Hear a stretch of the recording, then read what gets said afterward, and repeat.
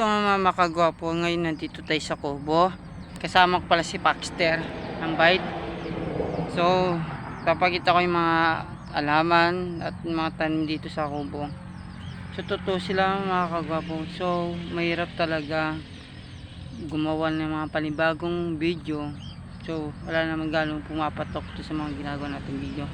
So puro short video. Nasa 100 video na pala na-upload ko to sa YouTube. Sana naman don't forget subscribe, sana supportan sa mga aking YouTube. So guys, nandito pala yung bite kong Paxter. Ang tawag ko pala dyan hindi na Paxter, ang tawag ko dyan ay Roreka. Roreka, parating pala yung Mudoka. Mudoka, basta Mudoka yung pangalan tinatawag. Ito Paxter si Roreka.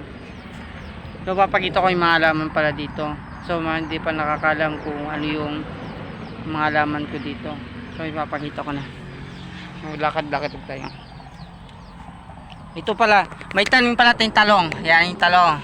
So medyo binabalang natin pa makikita. Talong. Puro talong yan. Puro talong yan lahat. Talong yan. Yun, talong. Nakikita kayo talong yan. So ito naman. Hi! Ang tawag dito? Ang pangalan mo daw? Ang tawag daw dito ay Cereza. O, Cereza daw. Ayan to yung mga sili. So medyo pa usbong pala may pansili. Yan. Ayun bas. O, di ba? Tapos yung ampalaya. Medyo pa usbong pa lang yung mga ampalaya dito. O, yung mga sili. Okra.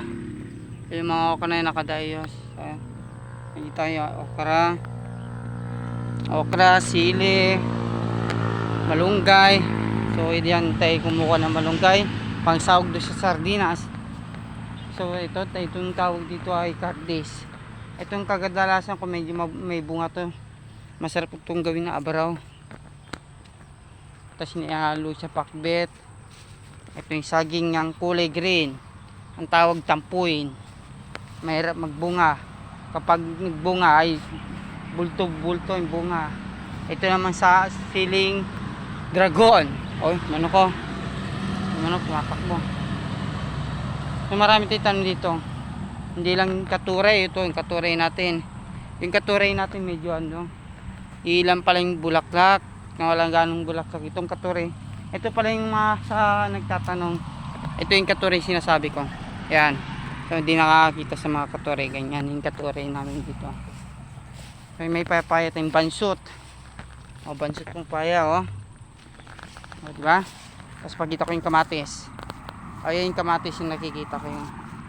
Yan, yung mga natatanong kay kamatis. Yan yung kamatis. Kasi patola yung bunga. Ay, yung bunga ng patola, tapos may kasama pa sa luyot. Wow, sarap yung abro yan.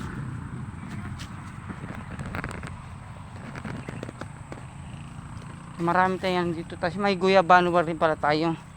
So nung nagkabunga itong guyabano, bulto-bulto yung bunga. Ngayon medyo wala na ng bunga na naman. Sa palagay ko walang panahon, di panahon ng guyabano ngayon. Ayan yung guyabano. Punong guyabano. Ayan, punong guyabano. Ay, ang daming ubok. Ay, karaming ubok. Ito yung papaya. Guys, yung papaya, oh. Medyo payat lang kasi kulang sa pataba. So, hindi namin pinapataba. Ang ginagamit ko pala dito ay organic pataba.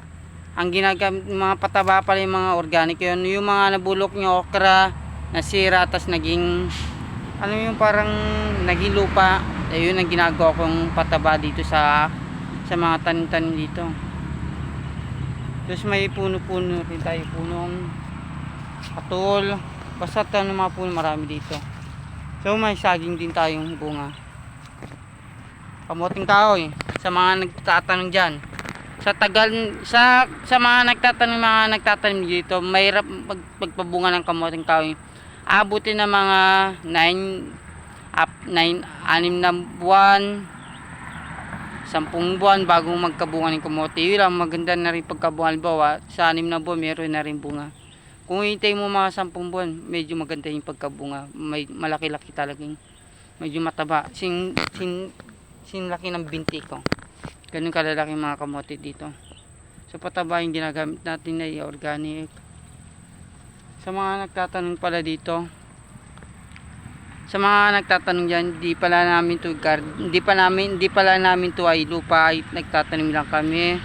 So kailangan kong mag-video. So i-update ko kasi pagdating ng taon at kukunin na to yung lupa.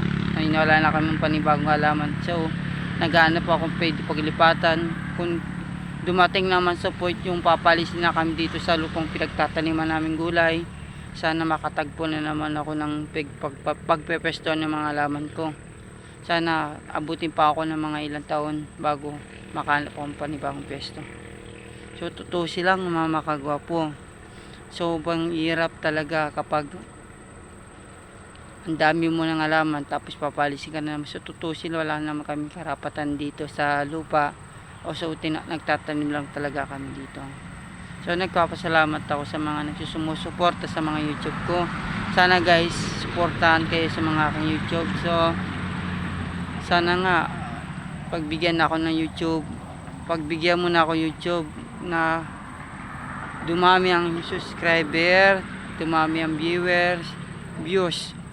Tapos don't forget subscribe mga makagwapo. So talagang ipapangalan ko na sa aking YouTube ay makagwapo. So nagpapasalamat ako sa mga taong sumusuporta sa mga vlog ko, sa taong walang sawang manood sa mga panibago may upload. So tutusin lang, sobrang hirap talagang buhay ng bukid. Mahirap, sobra mahirap.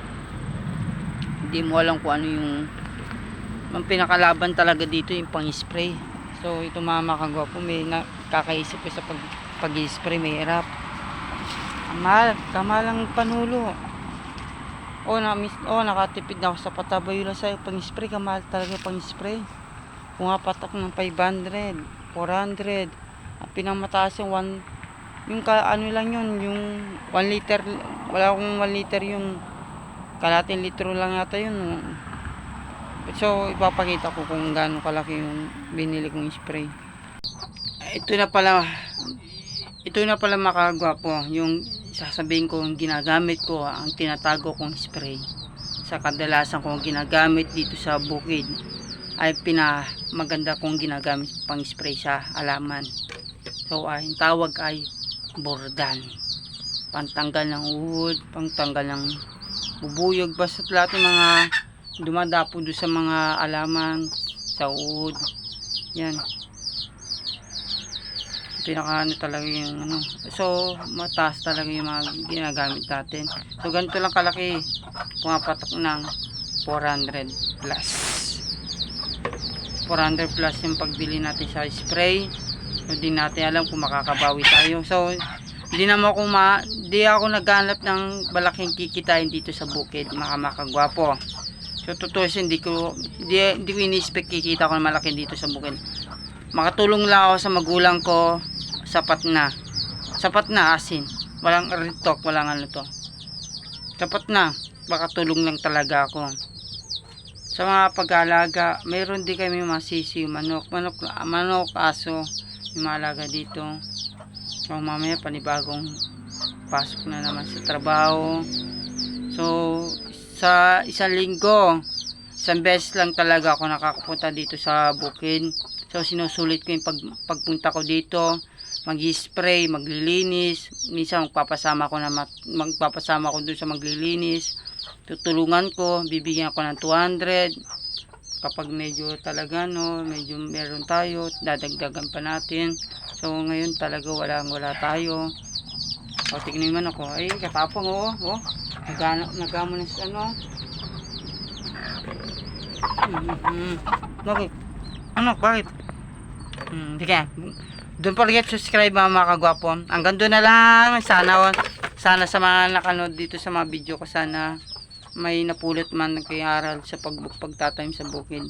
So pagdating ng ilang araw, papakita ko paano magbungkal, paano magtanim, paano maglinis sa halaman. So hanggang doon na lang mga kagwapo. Sana supportahan kayo sa mga YouTube. Huwag sana kayo pababayaan ako sa mga upload ko. Don't forget subscribe guys. Paulit-ulit ko sabihin, don't forget subscribe. Supportahan. Isan sa mga friends, sa mga nakakalam, sa mga nakakakilala sa akin. Sana ito talagang pinangarap ko sa buhay ko, maging YouTuber. Sana, huwag naman sana. Alam kong maraming nagtataka kung bakit nandito ako sa YouTube, kasi itong pinapangarap ko sa buhay ko. Nag-aral pa lang ako, talagang porsigido akong abutin itong mga goal lang sa mga makagwapo. Sana hanggang doon na lang sa mahaba ng video natin. Bye bye mga makagwapo.